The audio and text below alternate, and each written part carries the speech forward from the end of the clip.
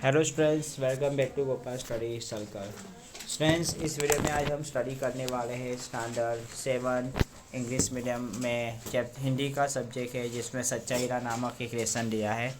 वो लेसन की हम शुरुआत करेंगे। प्लस टू इस कहानी में व्यक्ति के ज्ञान के साथ साथ उसके कर्म को भी महत्व दिया गया है। यानी व्यक्ति के ज्ञान के साथ उनका कर्म, यानी आपका कर्म कैसा है उस चीज़ को भी काफ़ी महत्व दिया गया है। अच्छा ज्ञान अच्छी बात है, लेकिन वह आचरण में नहीं है तो निरर्थक है। इस बात को एक रोचक तरीके से प्रस्तुत किया गया है। आपके पास अच्छा ज्ञान है बच्चों, तो अच्छी बात है, पर उस ज्ञान को आप अच्छे कर्म में रूपांतरित नहीं कर सकते हो, अच्छे कर्म में प्रयोग नहीं कर सकते हो, तो आपका ज्ञान कुछ काम का नहीं रहेगा। यह कहानी हमारे सामने इसी बात को प्रस्तुत करती है। सूर्य हंस हो रहा था। पक्षी चहचहाते हुए अपने अपने नीड की ओर जा रहे थे। गांव की स्त्रियाँ पानी लेने के लिए घड़े लेकर कुएं की ओर चल पड़ने लगी। पानी भरकर कुछ स्त्रियाँ तो अपने घरों को लौट भी गई, परंतु उनमें से 4 कुएं की पक्की जगह पर बैठकर आपस में इधर उधर की बात करने लगी। यानी मतलब बहुत समय पहले की बात है। सूर्य अस्त हो चुका था। पक्षी चहचहाते हुए अपने नीड की ओर यानी अपने घोंसले की ओर जाने लगे थे। गांव की भी महिला पानी भरने के लिए कुएं की ओर चल पड़ी थी। पानी भरने के बाद कुछ स्त्रियाँ तो अपने घर पे लौट भी गई थी, पर इनमें से 4 स्त्रियाँ थी, वह कुएं के पास बैठकर इधर उधर की क्या कर रही थी, बातें कर रही थी। बातचीत करते करते उनकी बात अपने बेटों पर जा पहुंची। उनमें से एक की उम्र सबसे बड़ी लग रही थी। यानी 4 स्त्रियाँ थी, उसमें से एक स्त्री उम्र में बड़ी थी। वह कहने लगी, भगवान सबको मेरे जैसा बेटा दे। मेरा बेटा लाखों में एक है। उसका कंठ बहुत मधुर है। वह बहुत अच्छा गाता है और उसके गीत को सुनकर कोयल और मैना भी चुप हो जाती है। लोग बड़े चाव से उसका गीत सुनने लगते हैं। यानी पहले नंबर की जो स्त्री थी, जो उम्र में बड़ी लग रही थी, वह कहने लगी कि भगवान सबको मेरे जैसा बेटा दे। क्यों? क्योंकि उसका बेटा गाने में काफ़ी मधुर था, उनका कंठ काफ़ी मधुर थे। जब वह गाते थे तो कोयल और पोपट यानी जो चिड़िया वगैरह जो भी पंछी थे, वो बोलना बंद हो जाते थे। ठीक है। उसके बाद सुनकर दूसरी स्त्री का मन हुआ कि वह भी अपने बेटे की प्रशंसा करे। उसने पहली स्त्री से कहा, मेरे बेटे की बराबरी कोई नहीं कर सकता। क्या? कोई भी कर सकता नहीं है बराबरी।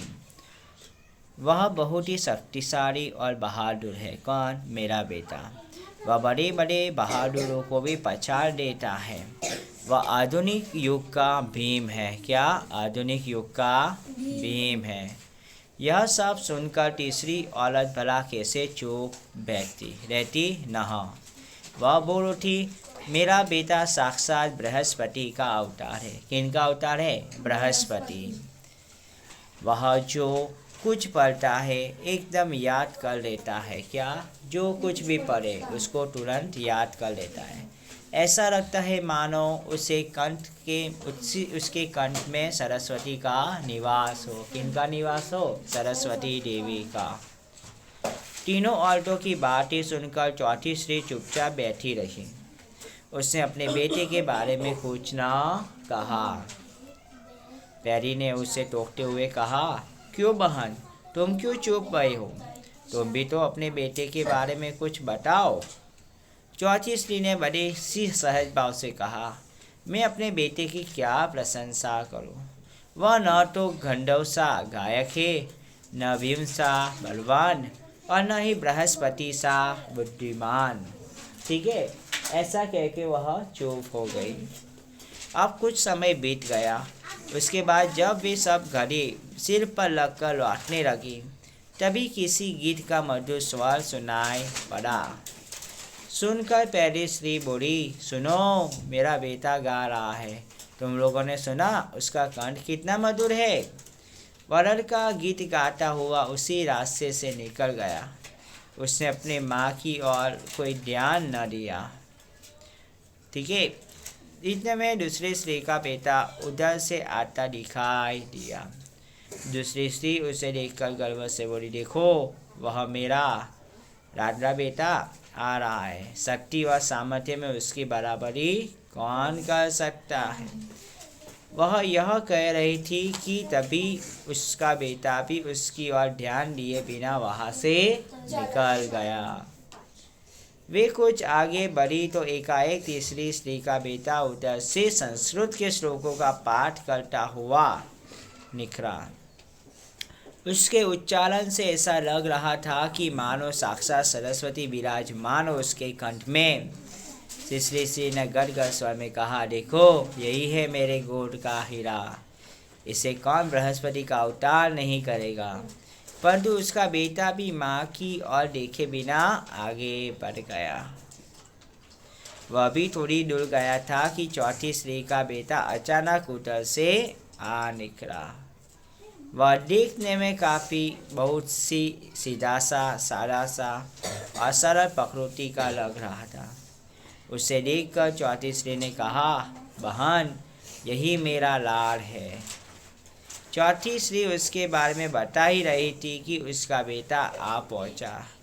अपनी माँ को देखकर वह लुक गया। बोला, माँ लाओ, मैं तुम्हारा घड़ा पहुंचा दूँ। मना करने पर भी माँ के सिर से पानी से भरा हुआ घड़ा उठाकर अपने सिर पर रखा और घर की ओर चल पड़ा। तीनों औरतें बड़े ही आश्चर्य से चौथी स्त्री के बेटे को देखती रही।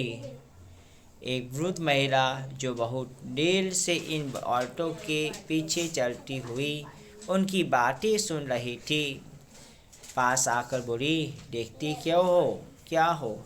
यही सच्चा हीरा है। क्या है? यही सच्चा हीरा है। अर्थात इस काव्यांश पाठ में हमें बताया गया है कि जो सच्चा हीरा यानी जो सच्चा लड़का था अपनी माँ का, वो अपनी माँ को किसी भी हालत में अकेला नहीं छोड़ा, अपनी माँ को कभी भी काम नहीं करवाता है। ठीक है, लगता है कि वो मम्मा आ रही है। ठीक है, सिर के ऊपर पानी से भरा घड़ा था। चौथी स्त्री के लड़के ने क्या किया, तुरंत माँ की फिक्र हुई और आके जो घड़ा उनके सर से लेकर अपने सर पे रख दे और वहाँ उस जगह पहुँचा दिया। इसलिए चौथी स्त्री के लड़के को हम सच्चा हीरा कहेंगे। हमें भी इस कहानी से सीख लेकर हमारे परिवार, हमारे मम्मी पापा, हमारे मित्रगण और आसपास के सभी लोगों की हमें निरंतर मदद करता रहना है। ठीक है, आपसे हो पाए तो आप मदद करो, इसमें कोई बुरी बात नहीं है, क्योंकि हमारे कर्म अच्छे होने चाहिए। हमें बोल के काम नहीं करना है, हमें काम करके सबको दिखाना है। आई होप फ्रेंड्स कि आपको यह समझ में आया होगा। So wish you all best and good luck for this work and thank you.